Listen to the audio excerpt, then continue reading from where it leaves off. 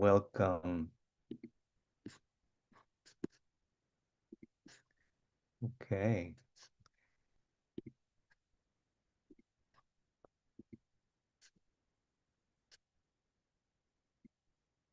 Okay, well, thank you so much, everybody. Good morning, good evening, good afternoon. We have a webinar today on agroecological entrepreneurship. We're delighted that you're here. We have a very interesting panel of speakers to share with us about their experiences with agroecological entrepreneurship. Can I have that slide, please, for the opening slides? Thank you. We have interpretation for this webinar in multiple languages. Look, please, at the bottom of your screen, and you'll see an interpretation button, and you can get interpretation in French, Spanish, and Portuguese. Next slide, please. We are really looking forward to a discussion here. We have some panel presentations, but we really want to hear your questions and ask our panelists to answer them. So please use the Q&A box on your screen. In addition, we ask you to use the chat for now. There's a chat button there, and please do introduce yourself. And I'm going to put a prompt question in the chat, but I'll say it right here. We'd love to hear the name of an agroecological enterprise that you prefer, your favorite agroecological enterprise, and what is the product that they produce or serve, etc. So we'd love to hear about agroecological entrepreneurship where you live. Next slide, please. About the Agroecology Fund, I didn't introduce myself. My name is Daniel Moss. I'm one of the co-directors with Angela Cordero from the Agroecology Fund. We're a multi-donor fund that supports just and sustainable food systems. We support agroecology movements around the world in agroecology as a practice, as a science, and as a movement. We use a participatory philanthropic model that relies on a participatory system to extend resources to really cutting-edge organizations and networks that are part of agroecology movements in their territories. Next slide, please. It's a global fund, so we're currently working with organizations, networks, movements across more than 100 countries. And this particular initiative on the business planning grant that we're going to speak about today, next slide, please, is taking place on the African continent, East, West, Southern Africa, and we'll get a chance to dig into the case studies, the work that they're doing in some of those places. Next slide, please. We have a fantastic panel of speakers today with us.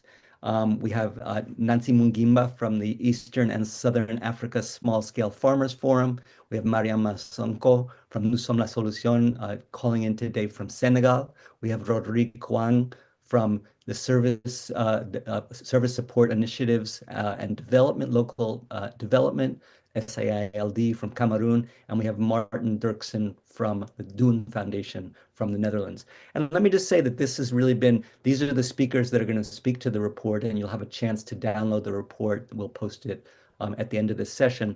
But it's been a true collaborative effort. You'll see the logos and names of many, many collaborators that have contributed cases and part of the writing effort. A big shout out to Jenna Stoney and John Wilson for being the lead writers in this. And to the Alliance for Food Sovereignty in Africa for informing all of this work that is taking place with their own enterprise development and entrepreneurial program. And really the genesis for this is we were asking, the Agroecology Fund, as I mentioned, is a grant-making organization, and we've been supporting movements around the world. Of course, small businesses, emerging agroecological enterprises are within their networks. And we asked ourselves, well, what if we could combine the creativity and power of social movements with the creativity and power of entrepreneurism?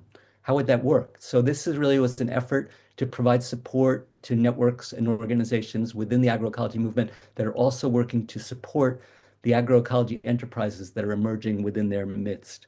And these enterprises are looking for market share, they're looking to work in supply chains, but importantly, they're also looking to reshape the food economy, to reshape the food economy along agroecological principles, along agroecological lines. So let's hear a little bit from these speakers. I'm going to turn back the microphone over to Jen Stoney, who will guide us and then further pass it on to the speakers. Thank you so much, Jen. Thanks, Daniel. Let me get my slides up. Welcome, everyone. Let's see. I am in slide presentation mode. Can somebody give me a thumbs up if you can see it? Thank you, Daniel. Okay. So welcome, everyone. We're truly excited today to share this report and the result of an incredible collaborative effort among the Agroecology Fund's partners and many others that have brought this report to fruition. So today's webinar is 90 minutes, and we're going to divide it up into sort of 3 parts. The first part will be the shortest, which is a report overview by myself about 8 minutes long. And then we'll hear from 3 of the grassroots farmers organizations that received business planning grants, one from Uganda, one from Senegal, and one from Cameroon. And then the third part, we will have a question and answer period with donor feedback that John Wilson, the co-editor and writer of this report, will moderate. So we really look forward to your questions. So let me get into it. So today we're officially launching Agroecological Entrepreneurship Starts Here, which is the culmination of 15 business planning grants that the Agroecology Fund made. And I'm going to go through on a very high level the report. It's 97 pages, so it's very dense. There's a lot of great material in here. I can't touch everything, but I will give you an orientation. So the overview of the report is divided into 7 sections. The first section is really describing the problem and context setting. The second section, which is really the meat of the report, sections 2 and 3, are the grassroots initiative descriptions. So the business planning grants themselves. There's 6 detailed overview summaries, and then there are 9 summaries. And you'll hear from 3 of the 6 detailed presenters here. Section 4 has findings for organizations and the Agroecology Fund, and Section 5, 6, and 7 are recommendations, conclusion, and some reference materials. And I recommend that you check all of that out. So let's just dive in. I think we're all familiar with the problem. We're working in agroecology, so we know about the hidden annual cost of the industrial food system and the need for an increase in investment to adequately fund agroecology. So what does this look like specifically, and what have we learned through a lot of our work? Well, there's a huge finance gap, and I'm sure you're very familiar with this. The smallholder agroecological farmers, cooperatives, and entrepreneurs are really systematically excluded from finance and policy support that is fueling the industrial agribusiness. We found that most agroecological enterprises need between 10,000 and 250,000 to grow and develop, and that there's few lenders at this stage, and that most lenders are lending at the $1 million mark and up. The second big gap is that there's an investment gap for the concept of agroecology and agroecological principles. And I know you know these principles, but I just like to put them up there. So a blend of both the land, environmental, and food production values alongside the equity, participation, fairness, and social values is very important. And that really sees itself in terms of local resilient food economies, producing food for local consumers. So that is another big gap that investors don't see. So briefly, what's our context? I've been working as the small business and entrepreneurship consultant with the Agroecology Fund for the past 7 years. And the first couple of years, I worked very closely in collaboration with the Alliance for Food Sovereignty in Africa on doing research and report, kind of getting a landscape perspective on were there agroecological entrepreneurs, co-ops, and associations on the continent. And the answer was yes, resoundingly yes. They don't identify themselves as agroecological entrepreneurs, but they're out there. As a result of that, we held several meetings with AFSA. And the other big evidence point was the COVID grants that were made by the Agroecology Fund in 2021 and 2022 really identified what folks needed during COVID and the shutdown were more markets, more places to find inputs, seeds, biofertilizers, and connection to local markets. So these local markets are actually a vital part of local resilient food economy. So the other piece that I don't want to forget is the Agroecology Fund has a strategic commitment to moving more resources towards agroecology, not just grant resources, but investment resources. So this work is a part of that. So I'm just going to get into it, and I'm going to have to go at a little bit higher level here. So the business planning grants process was planned in collaboration with our partners, and the partners identified 3 bottlenecks: finance, market linkages, and value-added infrastructure. We had a grant application process, and we selected 15 of 22 groups based on the community impact and alignment with our goals. And then each partner conducted participatory market research, value chain analysis, community surveys, and capacity mapping work, among other items. So here are the names and the countries of the 15 organizations. They're all across the continent. I can't name them all, but they all did amazing work, and we learned so much from all of them. 9 were country level work, and 2 were multi-country initiatives. So there were 3 areas of focus that ended up happening. There were process and value addition, seed systems, and direct markets. So I won't go into this a lot more, but the detailed examples have quite a bit of information. These case studies are deep and have several pages associated, covering background, goals, context, outcomes, learnings, and next steps. We really tried to give a fulsome perspective of the groups, and they really contributed so much to understanding the impact of these business planning grants. So let me get into the findings in the last couple minutes that I have here. So I think there are really some key things that we found around the important findings for the organizations. And one of them was the power of participatory planning. So this is something that we found is so important for business planning, as when communities and associations are involved in the planning process, business planning process, they learn better what to produce and how to be engaged. Information is a critical bridge to markets. So that includes market survey data that it does not exist, and so much other information about how to find the right kind of equipment for a processing, how to price packaging, and do all of that work. Third, regulatory barriers and certification are absolutely critical pieces of information that farmers and farmer entrepreneurs need to know about. And in addition, there are many barriers that need to be fought, such as unfair seed laws and policies that diminish agroecological entrepreneurs' ability to compete in the marketplace. We also found there's a need for tailored and patient capital.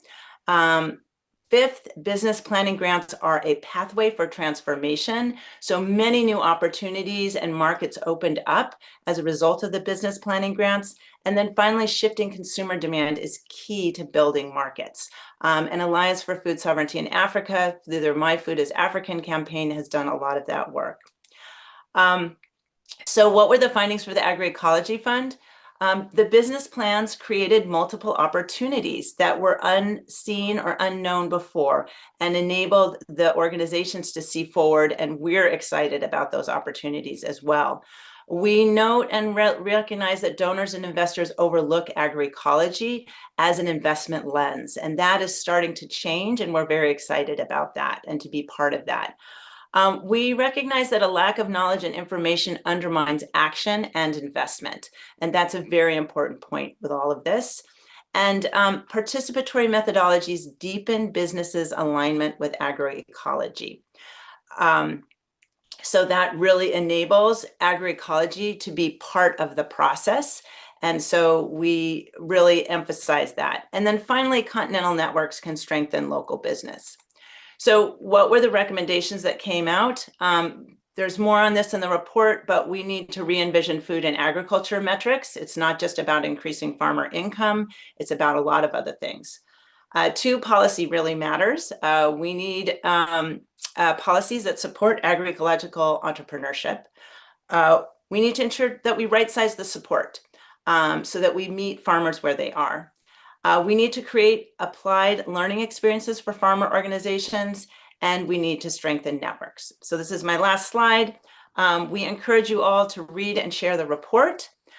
We encourage our community to provide business planning grants because they're a key bottleneck for more participation of entrepreneurship, agroecological entrepreneurship. We encourage everyone to engage farmers in participatory business planning. It is a critical gap and need. And then finally, embed agroecological principles in investing. So thank you so much.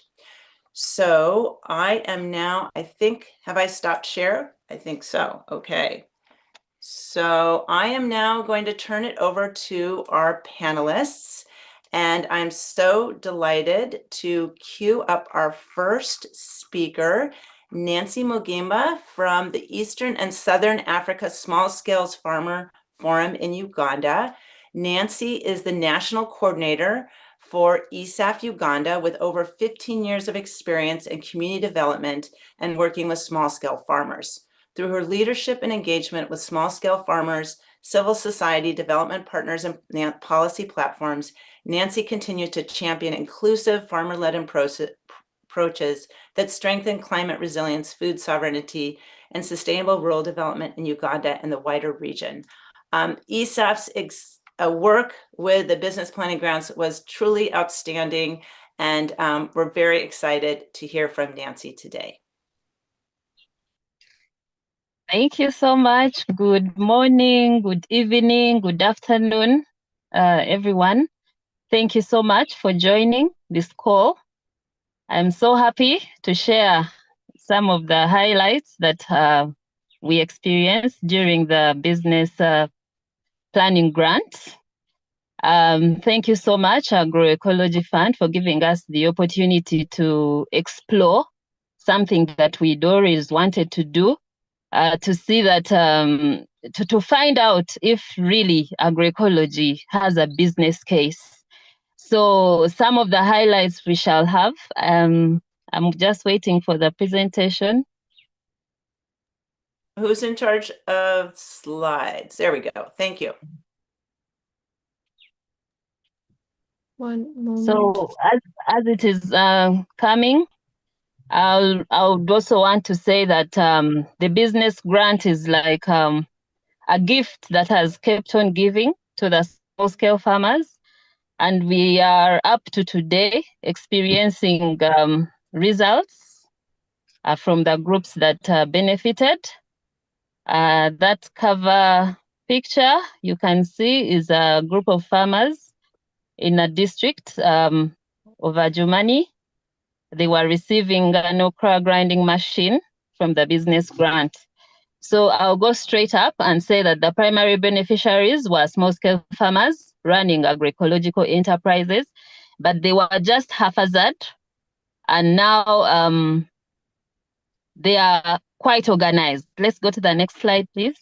They are organized. We were able to have farmers from districts of Adjumani, Kasese, Mayuge, Apache, Gulu, Mubende, Nebi, Amuria, and Masaka. And in total, we reached 12 enterprises that were at different stages of their business development. So we were able to support them to access favorable markets and exposure through different platforms, both online and offline. For example, we took them to the Business Expo just to have an idea what happens, what are the other business people doing that we are not doing. They also went to the Harvest Money Expo. This is an agriculture-related expo where they see the levels of value addition, marketing, branding that is being done by other farmers, you know, from other parts of Uganda, and then also go back and carry the learning to their businesses. Then also the Agricultural Education Show. This is an annual event that is a must attend for everyone in the agriculture sector because it brings the newest innovations, and we wanted them to connect. Can they do agroecology using the newest innovations in agriculture? And then another platform that they were introduced to is the MTN Momo Market. This is a simple tool on our phones where you can actually upload your product and it will be picked if someone orders for it and delivered to the end user.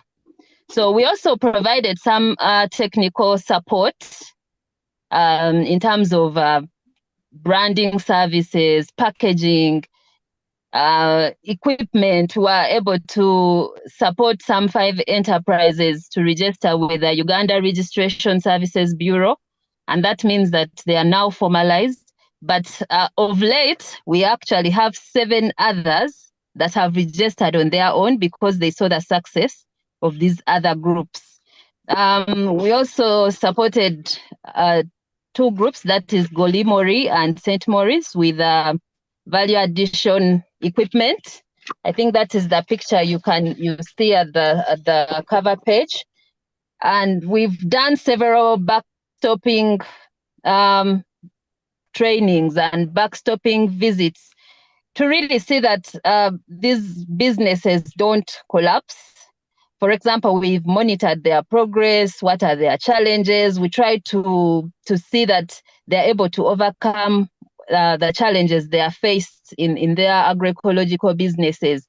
And then we also see that they are now more organized because they've attended several workshops in business management. And then also they are more innovative.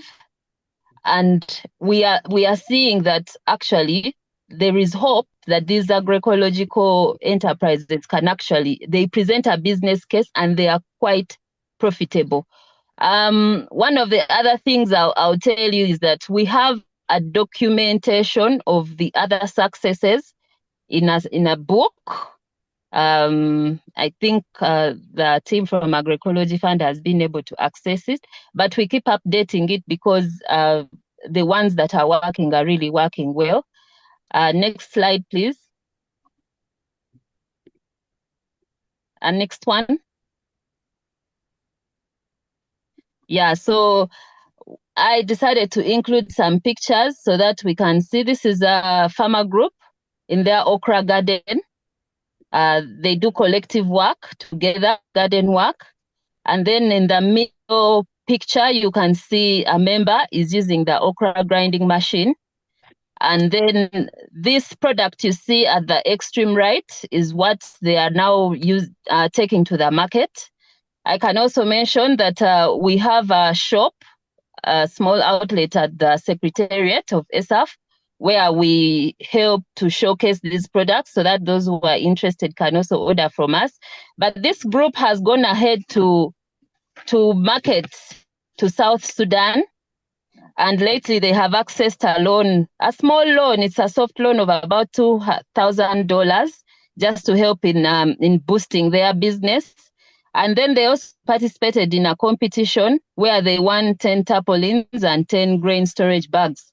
And according to small farmer businesses, this is real good achievement because it's a sign that they are actually enjoying what they do and they are also enjoying the profits. The next slide, please. So the first picture shows the farmers attending a business workshop. And the middle picture is these were part of the participants of this business workshop. And that group was making briquettes in a crude way. And then we further took them to some exposure meetings, events, and then they came back to improve their product. And currently, this briquette making group is now looking to certify their product so that they can put it on the market and also be able to sell in supermarkets. So they're actually in the process of getting the Q mark. In Uganda, the Q mark is is like permission really to sell a product that has been assessed and validated for the market. Then at the extreme right is a group of women who were processing cassava flour. Something special about this cassava flour is that they remove most of the starch. So it's very good for people who are struggling with conditions like diabetes. And at that time, their packaging and management of the cassava during drying was not so good. So in this business event, this business workshop, they were trained on how to handle their product for the end market. And right now they have good product that they have put out on the market that at least is better than what they were producing before. Next slide, please. So this pineapple group was a group of young men in Masaka who were growing pineapples using chemicals. So when we introduced to them ecological organic growing of pineapples, you can see the first slide, they are just gardening, but in the middle slide, it's the harvest. The pineapples turned out, organic pineapples turned out to be sweeter and much preferred. So we began to promote them among the different markets that we had. And then they requested to be trained on how to add value because as we all know, pineapples go bad in a very short while. So this last picture, they were attending a training where they learned how to do jam and also how to dry pineapples under very good conditions, and also how to make wine out of pineapples instead of looking for markets, beyond where they live. They can actually change the product. So we have some of their products in our shop at the office, and then they also deal directly with Thank you, Nancy. If you can just wrap up. Okay, thank you. Yeah, I have just one more slide next. Okay, quickly. Yeah. So as you can see, this is a registration certificate in the middle, just a sample, and this is the booklet. Next slide, please. That is a happy client who also happens to be one of our member of our staff who purchased from the shop. Thank you so much. Thanks so much, Nancy. Really appreciate what a wonderful presentation. And it's just so exciting to hear that there's 7 more groups that are forming associations, and you've really demonstrated so eloquently how branding, packaging, and equipment can really set farmer associations on the road to success for agroecological entrepreneurship. Really, really appreciate that. What a beautiful example. And I did want to note that the 3 examples are quite different in terms of what they did and how they went about it. So we're going to now move from Uganda to Senegal and hear from Mariama Sonko.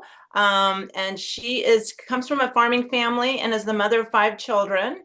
A peasant herself, she also serves as treasurer of AJAC Association and chairs the Pan-African movement We Are the Solution, which operates in 8 countries across West Africa.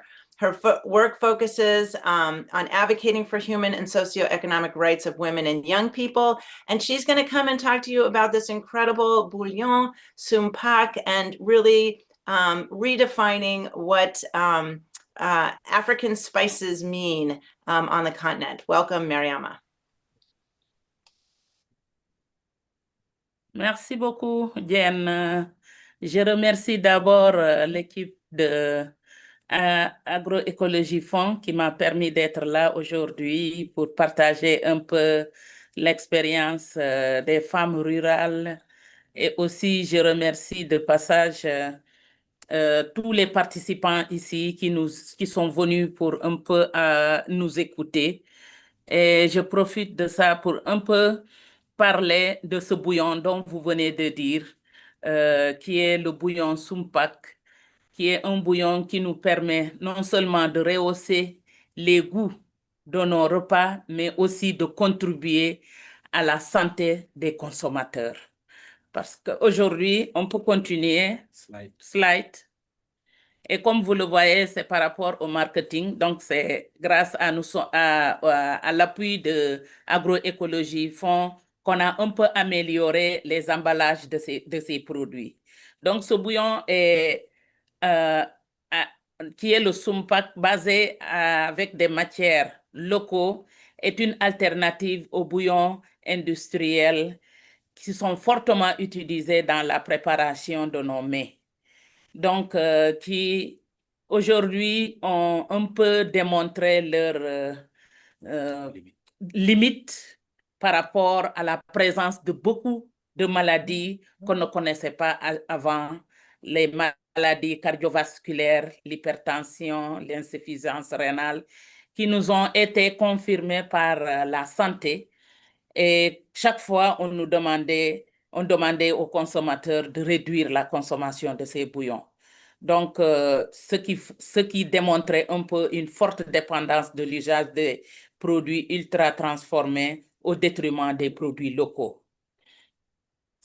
OK, comme vous le voyez, c'est le début, c'est des noix de néré. Donc, ces bouillons-là sont faits à base de noix de néré. Comme vous voyez, la bonne femme qui est sur la photo, qui est en train de laver.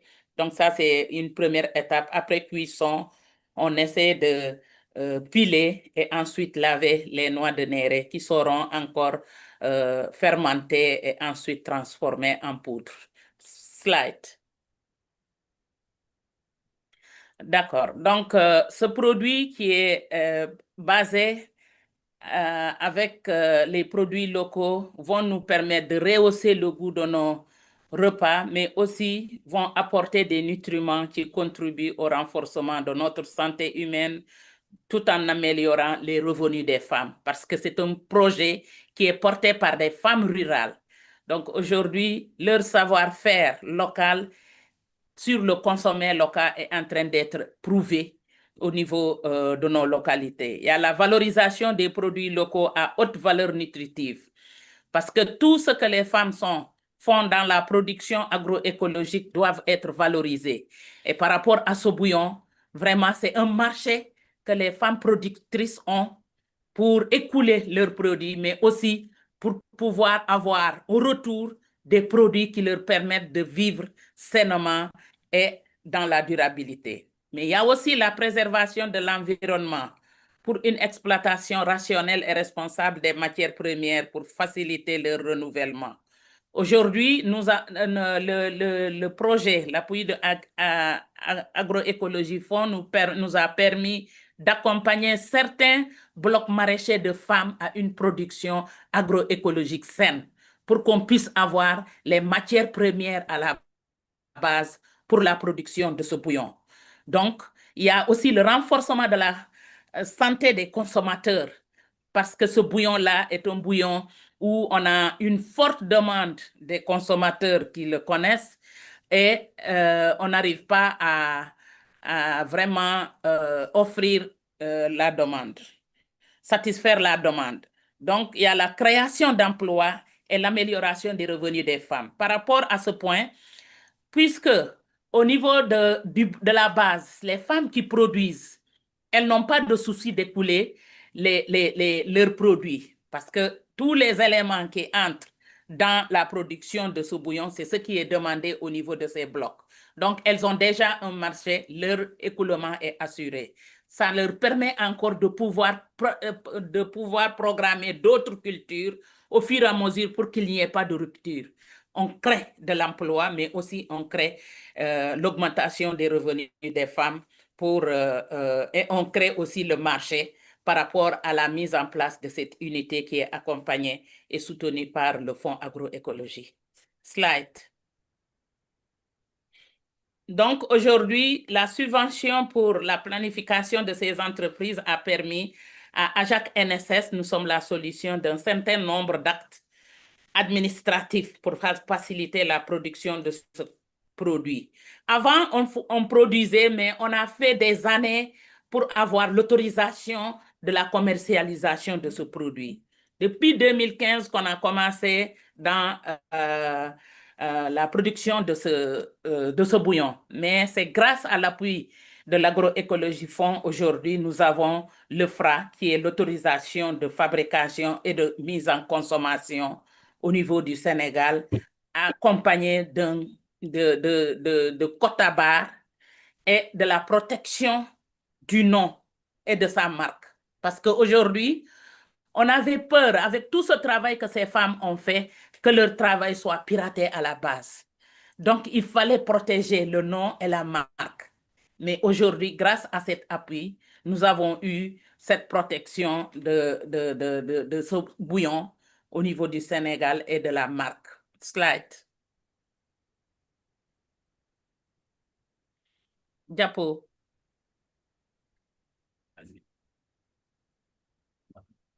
Donc, OK. Maintenant, il y a, avec cette subvention, on a eu quand même l'appui d'avoir certains équipements qui ont facilité et allégé le travail des femmes. Parce qu'au début, le travail était pénible. Ça se faisait manuellement. Mais aujourd'hui, grâce à l'appui de l'Agroecology Fonds, nous avons eu à acheter des équipements, par exemple, le torréficateur. Elle prenait des potiers pour torréfier les produits parce qu'il fallait les désinfecter, il fallait les mettre au faux. J'ai pas le diapo, hein? Mais je continue avec mon ordi aussi de l'autre côté. Donc, on a comme équipement un torréficateur qui est un matériel qui nous permet de torréfier le produit, mais aussi on a un moulin à farine parce qu'il faut moudre tous les épices que nous avons pour produire ce bouillon, mais aussi on a l'ensacheuse. Après avoir fini, il faut ensacher. L'ensacheuse nous permet, ça pèse, il faut tout simplement régler combien de grammes vous aurez souhaité par sachet et la machine le règle. Donc tout ça, ça facilite et ça allège le travail des femmes. Mais aussi, nous avons le mélangeur parce qu'il y a une grande quantité des fois qu'elles produisent pour mélanger, ça prend beaucoup de temps. Mais aujourd'hui, avec cet équipement, vraiment, ça a facilité et les femmes sont en train vraiment de faire un travail extraordinaire dans la production. Donc, ce sont ces équipements que je venais de dire. On peut continuer. Slide. Mariama, vous avez 1 minute for finishing. D'accord, d'accord. Donc, aujourd'hui, la subvention, là, nous a permis d'améliorer le packaging. Et par rapport à ce packaging, nous avons pu créer un logo. Le logo que vous voyez à côté avec des graines, parce que les ingrédients, c'est des graines et des feuilles de légumes, dans un mortier avec un pilon pour montrer la naturalité du produit. Et au slide, il y a la conception des slides. D'accord. Nos besoins aujourd'hui, c'est la construction d'un magasin de stockage. Parce que toutefois qu'il y a une production assez grande, on a des soucis de stockage. Il y a la création et la mise en place d'une unité de collecte et de transformation.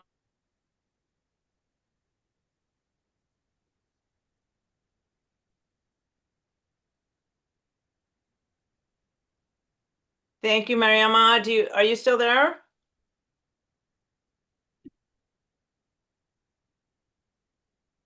Okay, I want to thank Mariama for her presentation. It sounds like we've lost her audio and we're at time anyhow. So we're going to move to our next speaker. C'est le réseau. C'est le réseau. Okay, Mariama, please finish up.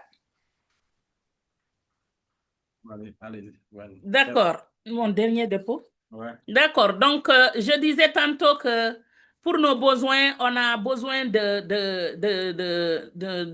magasin de stockage.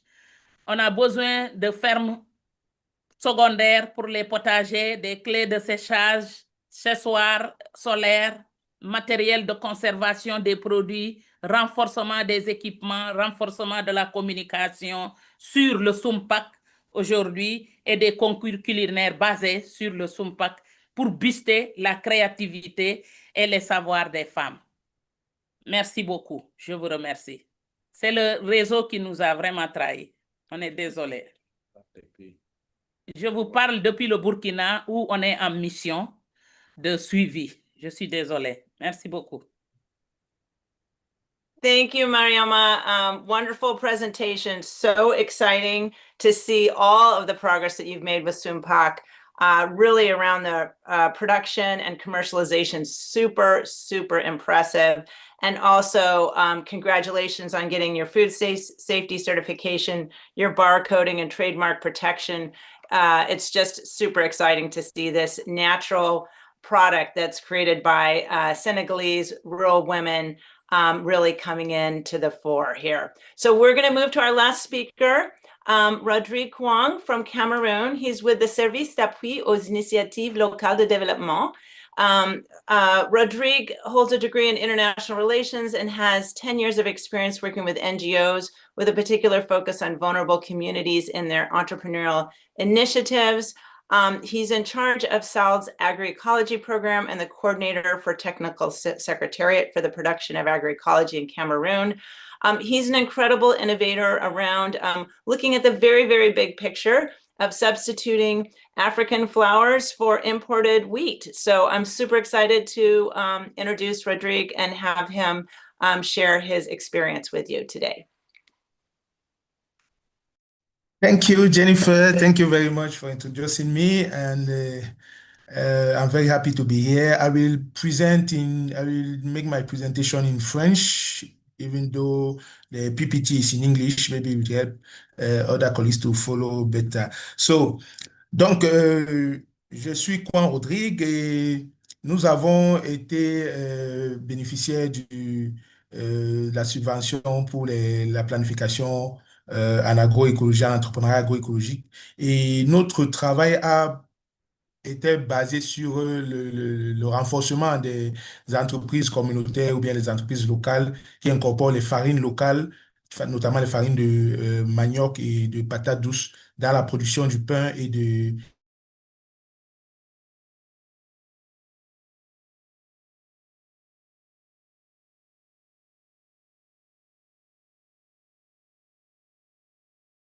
trouve un certain nombre de difficultés parce que le Cameroun est un grand importateur de blé. Le Cameroun importe beaucoup de blé. Et donc, récemment, vous êtes sans l'Ukraine et la Russie. Il y a eu un problème en termes d'approvisionnement parce que le Cameroun s'approvisionne notamment en blé au niveau de la Russie en majorité. Et donc, la difficulté s'est posée parce que on n'avait plus accès à suffisamment de blé pour fabriquer du pain et des pâtisseries au niveau du Cameroun. Et les prix de ces denrées-là ont beaucoup augmenté. Donc, mais globalement, avant ça, il y avait un travail qui avait déjà été fait avec une coalition d'acteurs dans le cadre de la souveraineté alimentaire au Cameroun, avec une campagne sur zéro importation de produits au niveau du Cameroun. Et l'idée, c'était que, à travers une étude, nous sommes rendus compte que si l'État du Cameroun prenait une décision d'incorporation de farine locale à hauteur de 20%, dans la production de pain et de pâtisserie, ça ferait des économies de l'ordre d'11 milliards de francs CFA, ce qui est vraiment, vraiment important. Et ça pourrait aussi contribuer à développer l'économie locale, à créer plus d'emplois. Donc, avec cette motivation-là, avec un ensemble d'acteurs, déjà en 2010, une étude avait été menée déjà pour identifier les différentes farines qui peuvent être utilisées dans la production du pain et des pâtisseries au niveau du Cameroun. Et donc, c'est ce qui nous a motivés et avec l'appui de Agroecology Fund, nous avons donc développé ce projet-ci avec pour objectif. L'objectif de ce projet, c'était vraiment de renforcer les différents acteurs qui travaillent dans la production du pain à base de farine locale pour faciliter un peu, pour réduire déjà les importations de blé et puis développer une économie au niveau local au Cameroun. Donc, next please. Prochaine slide. Prochaine. Donc, avec le soutien, OK, thank you. Avec le soutien de l'Agroecology Fund, nous avons pu mener un certain nombre d'actions. Nous avons d'abord fait une cartographie des acteurs parce qu'il était question d'identifier tous les acteurs qui se retrouvent dans la chaîne de production du pain et autres pâtisseries à base de farine locale. Donc, nous avons identifié les acteurs en termes de producteurs de farine, locales, c'est-à-dire ceux qui transforment les tubercules, que ce soit la patate douce ou bien le manioc, en farine locale, mais également les artisans boulangers qui produisent le pain et les pâtisseries à base de farine locale.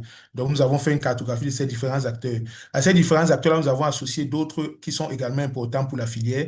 C'était non seulement les acteurs de la normalisation de la norme, l'Agence pour les normes et la qualité du Cameroun, qui sont des certifications pour les farines et qui sont utilisées dans la production du pain. Et aussi, nous avons pensé à associer également les acteurs de la microfinance pour justement faciliter un peu ou alors explorer les possibilités de facilitation d'accès au financement pour les différents acteurs qui sont impliqués dans la chaîne.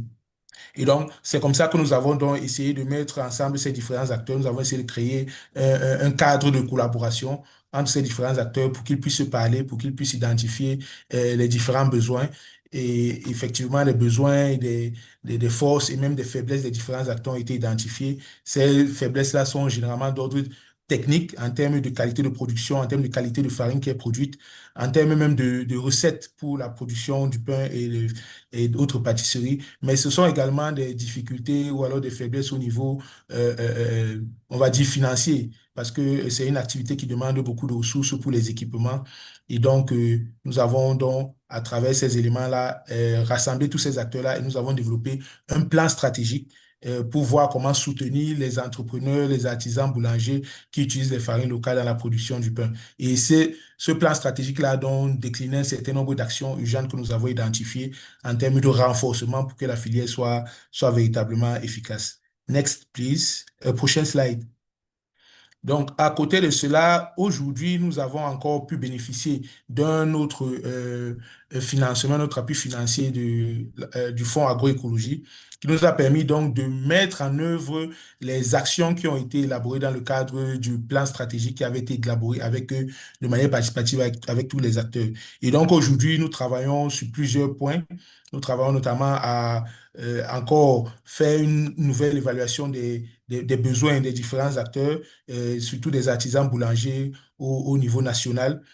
Pour le moment, nous travaillons avec une vingtaine d'artisans boulangers avec qui nous renforçons leurs capacités et nous réfléchissons ensemble à des modalités d'accès au financement avec les microfinances.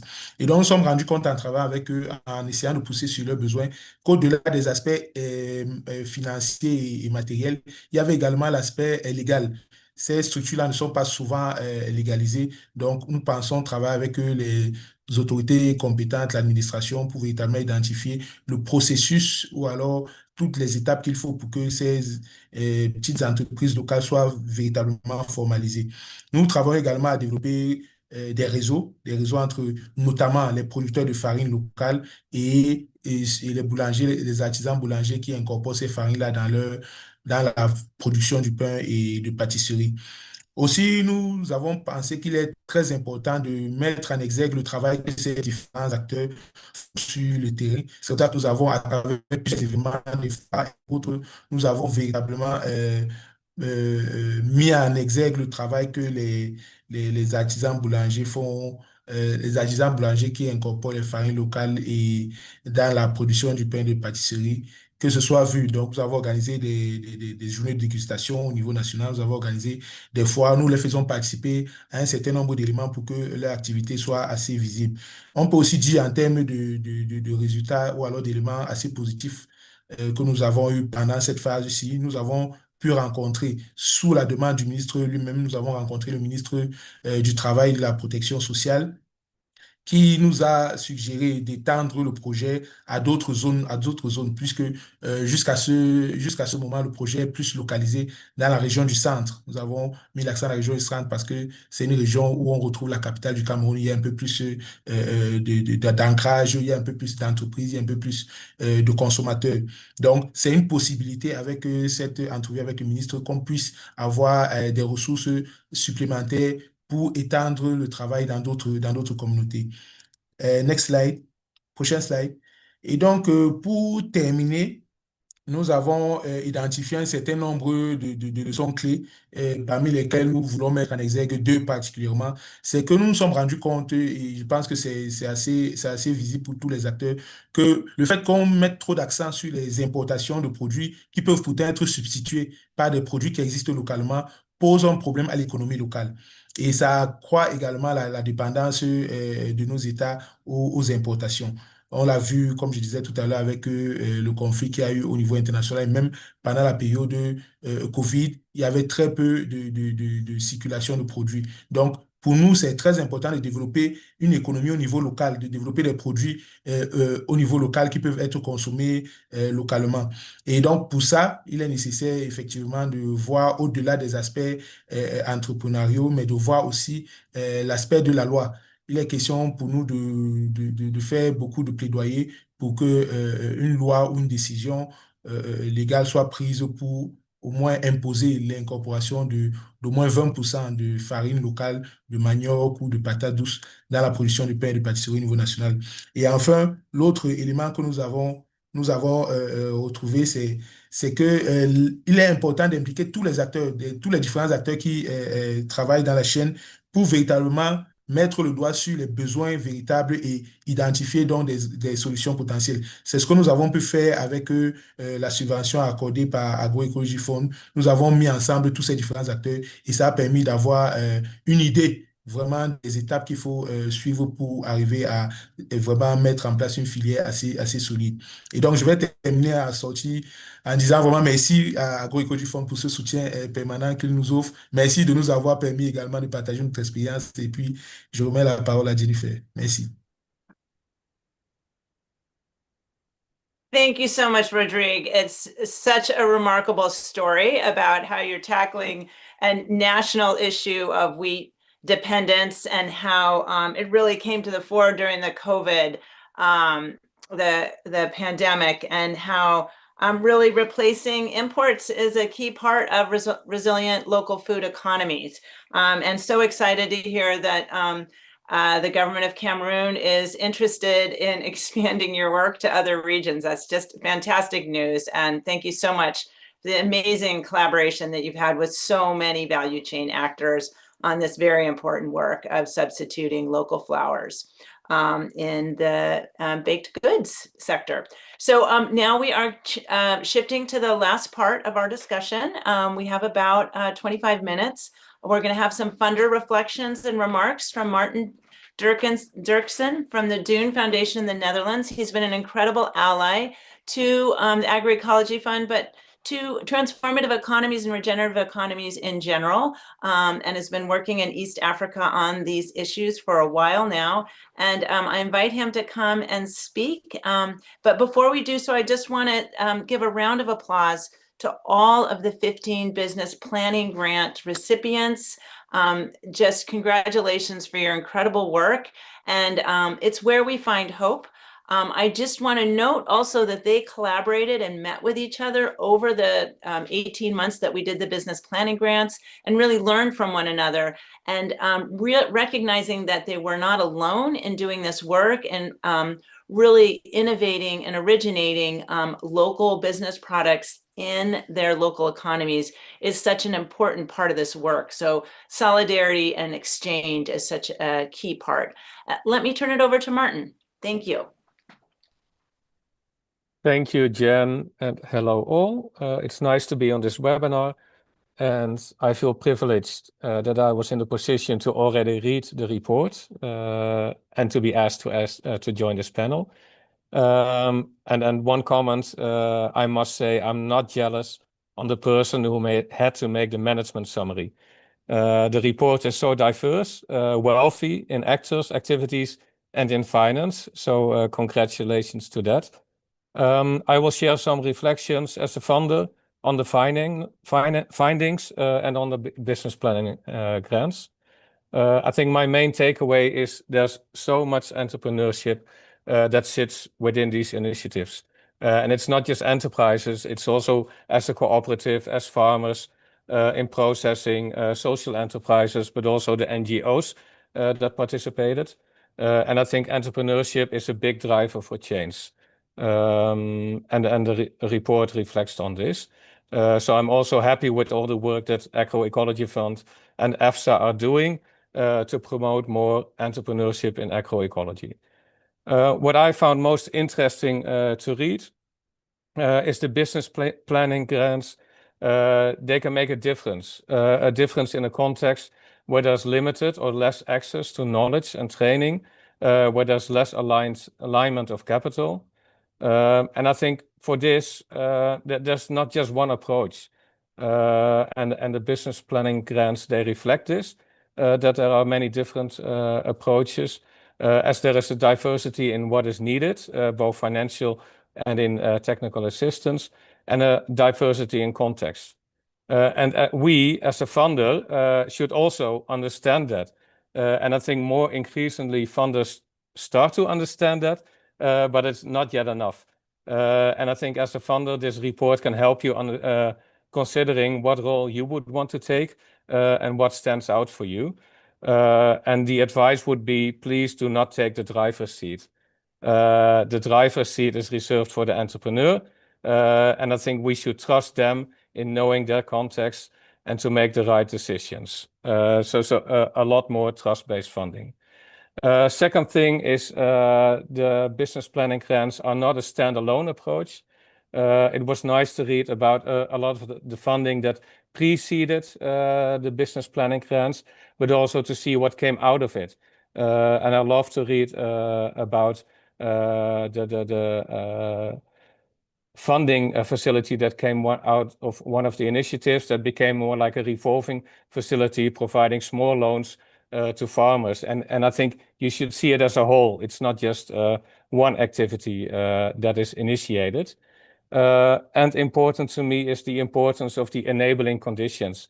Often as a funder, we think if we support the enterprise or the entrepreneur, it will all be fine and change will come.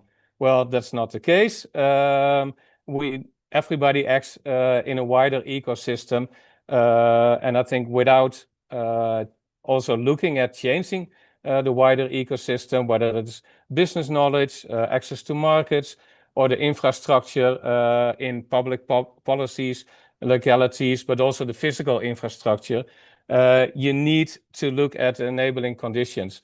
And I think if you look wider on a global level, we see that as well. And we see a lot of things, exciting things happening. For example, the Pendo Fund, who have done a lot of work on systemic investing. How do you invest not just in the entrepreneurs, not just in high-level activities or advocacy, but how do you actually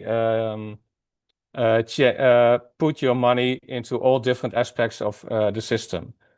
I loved a lot that there were 15 initiatives, but of course we need a lot more initiatives. So how can we replicate? And I know that a lot of funders look at it from a scaling phase. Let's go for the unicorn. They will change the world. But I think where we are in right now, and I think that's also a crucial part of agroecology, it is about a lot more replication. And I think this report and these initiatives show that it can be done. And everybody strives for the same, but depending on context, depending on activity, the approach can be different. I have two more things and then I can wrap up. One question is for the group. I fully understand the participatory approach, that it is crucial at the different levels, and that also that the process can be more important than the final plan that comes out. But how do you balance between participation, endless conversations, and to start walking and to bring things into practice? And I don't have an answer to that, but I look forward to maybe the initiatives or also the Agroecology Fund, how to best balance this. And the second question was on, there were also some nice suggestions for funders, what they should consider in thinking about a strategy. But I think in the lessons that were given, it would be nice also to understand a little bit on what went wrong. What were the mistakes that have been made? And from these failures, what were the failures that led you to adjust the approach? Yeah, I think that these are some of my reflections. And I think everybody should read the report. And it helps us also in making our own strategy in how to best finance systems change. Thank you. Thanks so much, Maarten, for those really thoughtful remarks. Really, I think you hit the nail on the head on so many issues, and I really appreciate your two questions. I think they're fantastic, a fantastic jumping off point for our conversation that will be hosted by John Wilson, who is my co-writer and editor and has been involved in this process from the very beginning and is also a very actively engaged the Alliance for Food Sovereignty in Africa. So turning it over to you, John. Okay, great. Thanks, Jen. And it's been so nice sitting here listening to all the presentations. When Mariama was presenting, it took me back to a meeting that we had in AFSA in 2019, at which Mariama was present. And we were just beginning the citizens group at that point. We're getting it really going. It was the first meeting of one of AFSA's key working groups, which I'm a part of. And we were looking, what do we want to do within the citizens group? And we were using the word citizen rather than consumer. And Mariama described this product that they were making and experimenting with and trying out then, and talking about how, and it inspired all of us. And we realized then that we really needed to have a strand within the citizens group of AFSA around agroecological entrepreneurship. And that began, and then Million and I and Daniel started talking and discussing, and then a lot of things have happened since then. And in the meanwhile, Nous Sommes la Solution have taken this product from one step to another, and then this relatively small grant has really assisted it. So this, I was an editor with Jen and a writer on this report, but I'm also kind of very much part of what's happening, and I think it's really exciting. I think this area of work within agroecology is really gathering momentum. So that's great. Questions are starting to pour in. One revolves around this whole issue of certification and how do you tell that products are agroecological. I think the first question that came in from Alex Borjas, Sustainable Harvest International, what mechanisms or processes are in place to assure consumers that a product is truly agroecological? And there've been some other questions, and even Maarten made some kind of reference to that. So I don't know, Nancy, whether and any of the panelists would like to talk about the whole issue of knowing whether a product's agroecological and how that is affecting your marketing and so on. Nancy, perhaps you could say a little more what ESAFF Uganda is doing around certification. There's another question around, is it local certification or is it international? I think specifically directed at you. Nancy, would you like to say one or two things on that? Yeah, I think one of the things we have to know is that originally, most of the products that the farmers sell are agroecological, really. So one of the other things that we do is to use the PGS, the participatory guarantee system, where the groups monitor each other to see that they are producing without external use, without external chemical herbicides and all those things. So it's really trust-based for now. because the other certifications are quite expensive. But we can say that the products are agroecological. Yeah. Okay, thanks for that, Nancy. Mariama, would you like to say anything about that and how you've approached this question of the Sumpak? Oui, tout à fait. Moi, j'ai une réponse par rapport à ça parce que par rapport au bouillon que nous produisons aujourd'hui, en tant que promotrice de la pratique agroécologique, nous veillons sur l'aspect production. On s'est rendu compte que nous sommes en train de motiver les gens dans une production saine, nutritionnelle et durable. Mais la finition, c'est quand on produit des produits sains et que dans, dans la préparation, on y introduit un produit qui vient tout détruire. C'est ce qui nous a amené à réfléchir comment mettre une alternative qui est un bouillon naturel basé par des produits naturels. Et ces produits-là, depuis leur source, tout est suivi parce que nous sommes dans un groupe où on fait la certification participative. Ce n'est pas une seule personne qui doit le faire, mais c'est plusieurs personnes qui doivent témoigner la fidélité du produit. Et aujourd'hui, nous avons des blocs maraîchers que nous-mêmes, on a. Moi, j'ai une ferme où je fais la production des éléments que je prends pour mettre dans ce bouillon.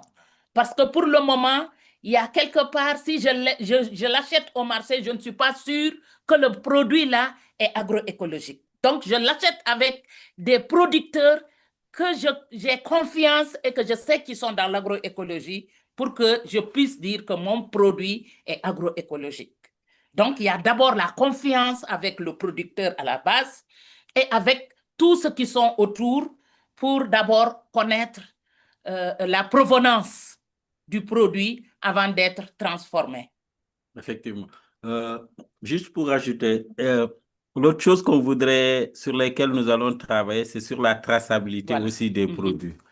Et avec les codes à barres que nous sommes en train donc de mettre aussi qui vont accompagner les produits, c'est quelque part de montrer ou bien de décrire le processus déjà donc de production. Et donc tous ces éléments aussi vont venir renforcer pour dire pour dire que le produit est vraiment agroécologique. Et donc, on pense que tous ces éléments vont être aussi des éléments matériels aussi qui vont pouvoir accompagner.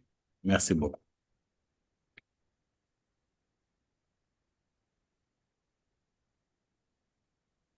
Rodrigue, did you want to say anything on this one? Maybe, maybe not. Around agroecological produce and a distinction, Rodrigue? No, okay, well, we'll move on. Maybe turning to Maarten's question around, maybe you'd like to comment on that. How do you balance the whole question of being participatory, involving people, and getting on and doing things? I mean, we associate business. My daughter's a businesswoman, and she's just forever getting on and doing things. She and driving on. How did you balance those two things? And I think business does need that. It needs quick decisions. It needs people to move on. And if something's too participatory, can it be too participatory? Any comments on that from the three panelists, Nancy, Rodrigue, or Mariama?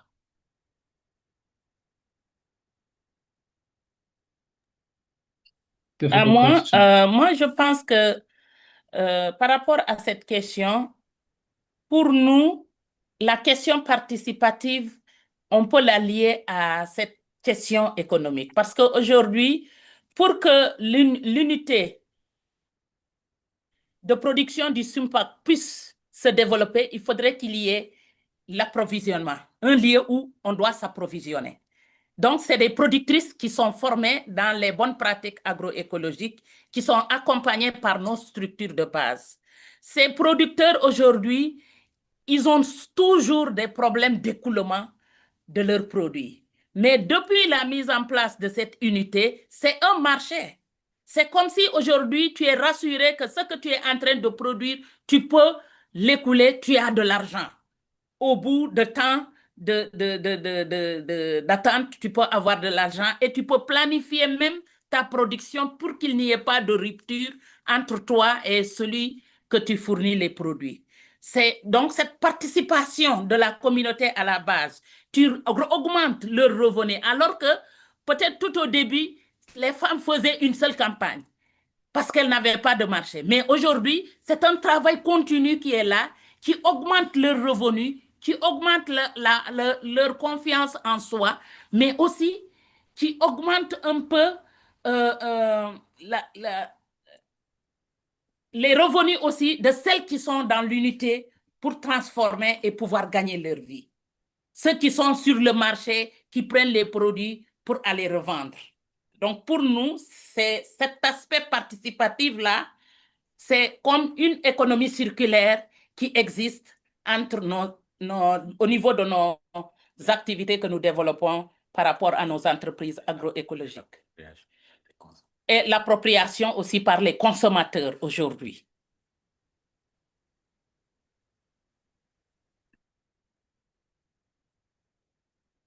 Great, thanks a lot. And I think what's coming through quite strongly on the participatory level is, and this connection between consumers and producers, that in itself is a participatory process. So your point about moving towards a more circular economy, I think is a very good one.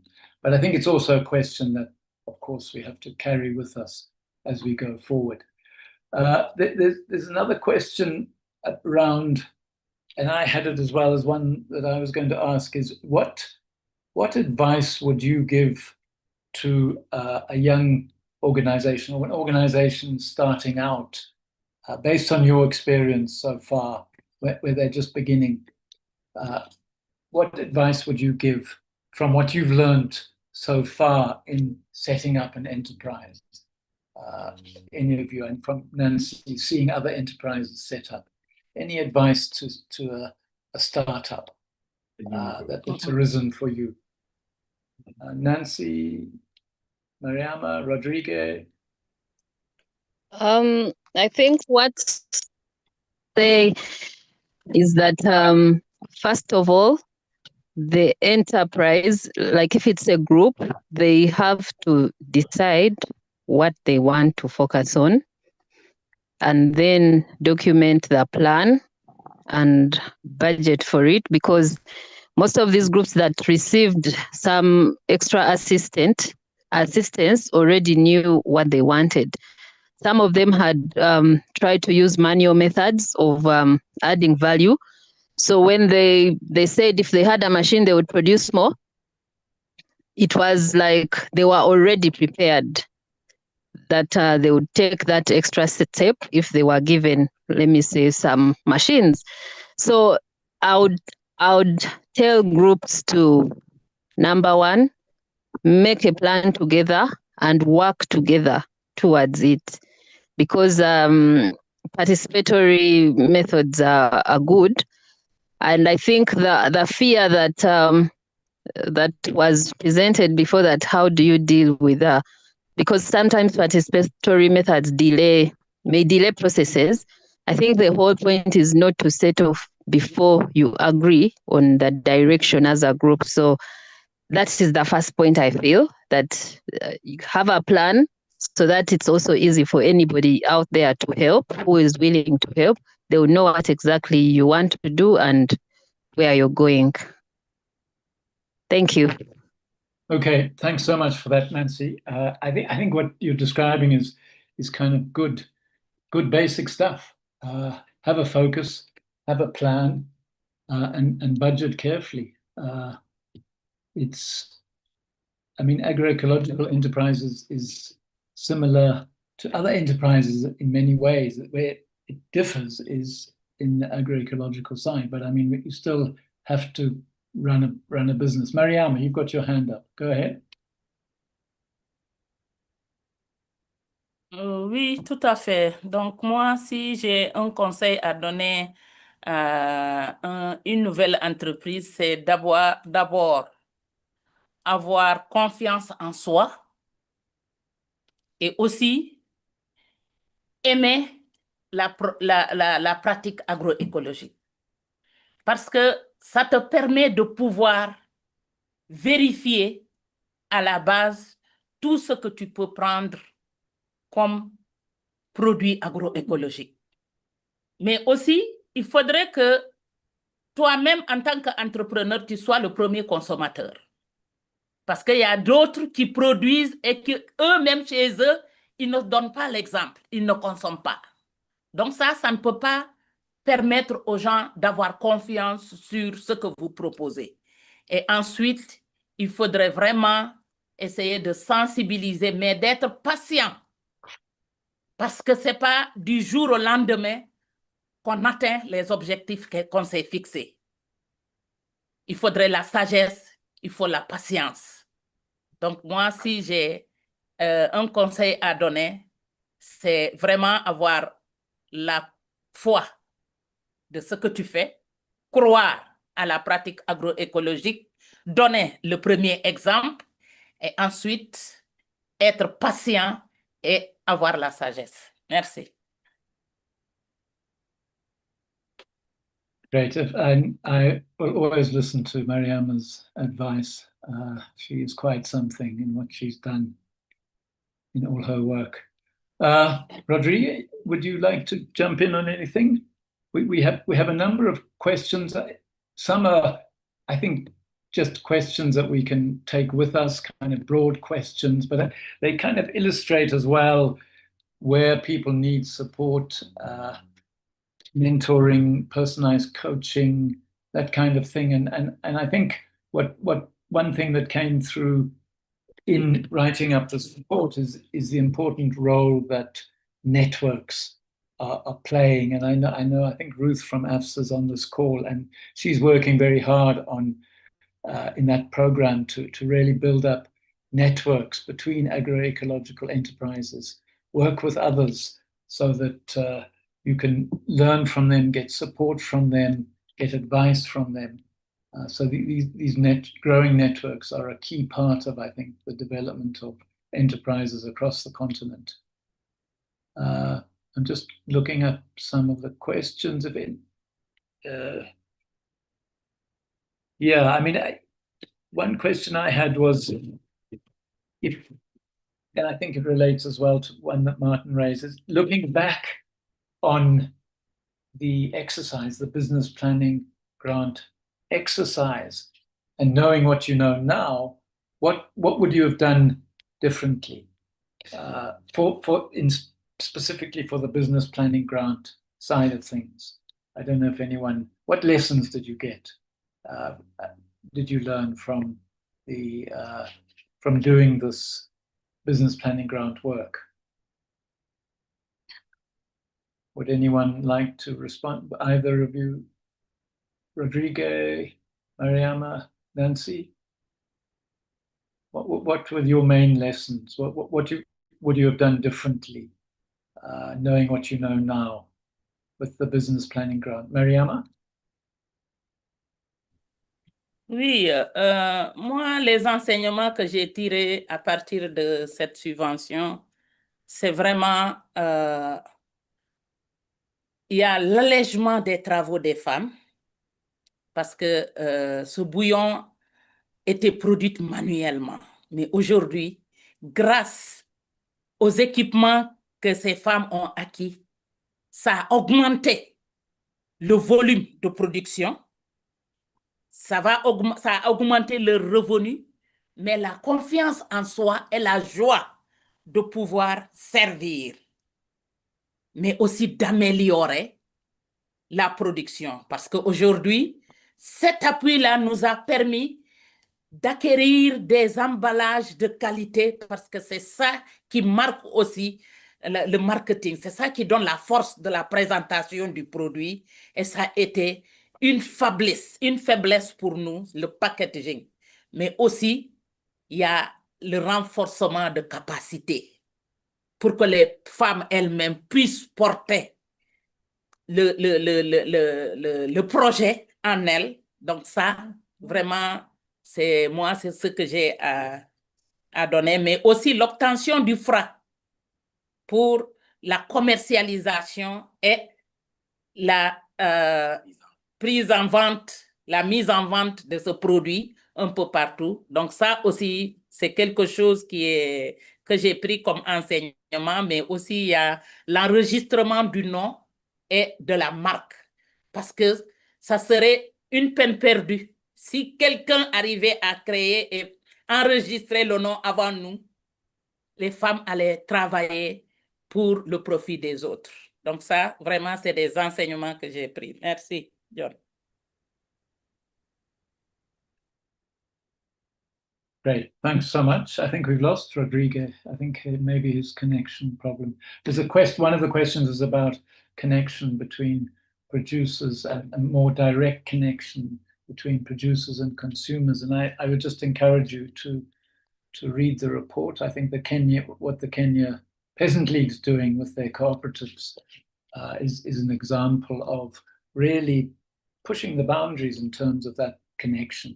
And I agree that that's a really key area of work going forward.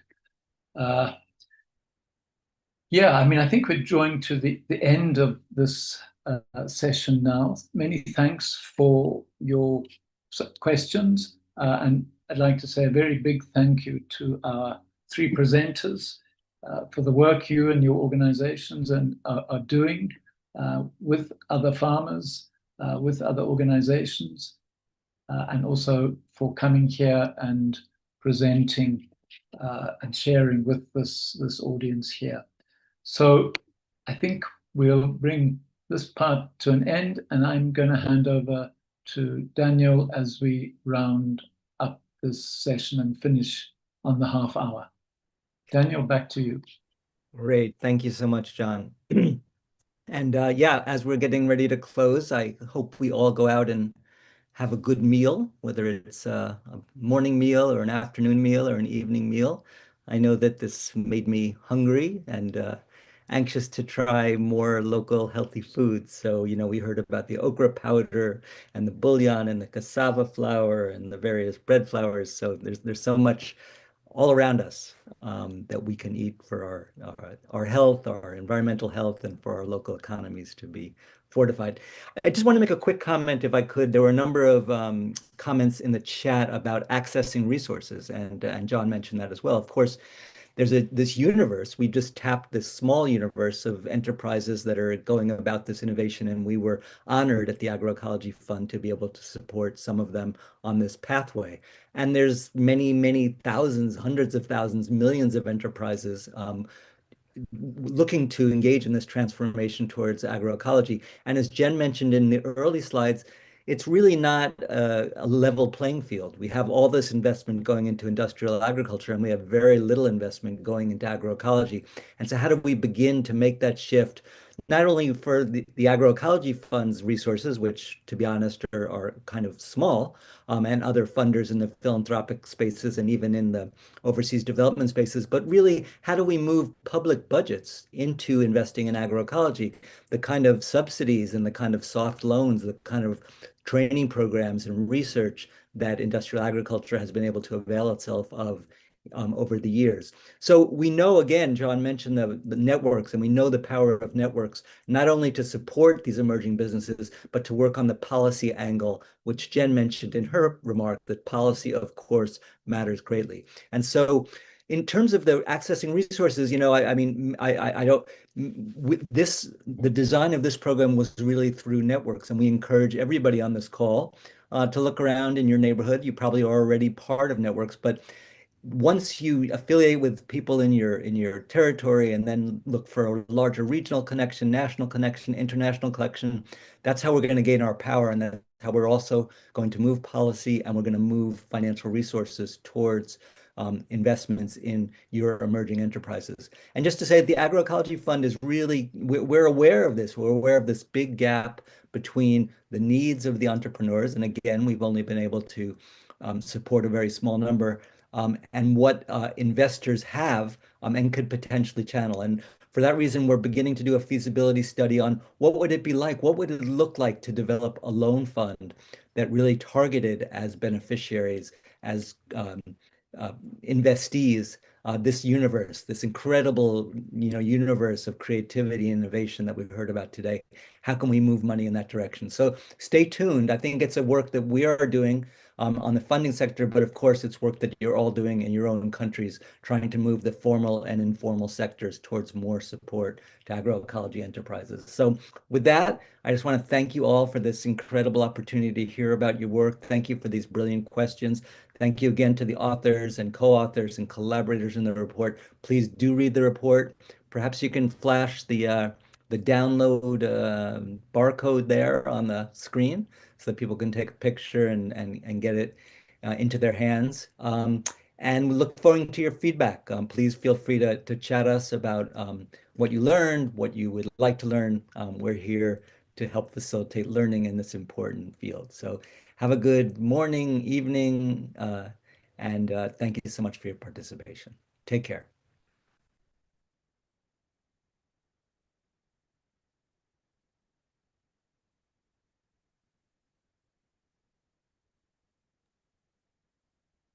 Okay, thank you again. Thanks all. Excellent job. Au revoir, Mariama. Goodbye, Nancy. Bye, Rodrigue. Thank you. Really great. So appreciate it. Thank Merci you. beaucoup. Merci Daniel. Merci Jan. Jan, much. merci. John. Thanks, everybody. Et Rebecca, merci tout le monde. Thanks, Rebecca. Merci Nancy. Mariama. Thanks, Pratasha. Bye bye. Merci. Bye. Bye. Bye.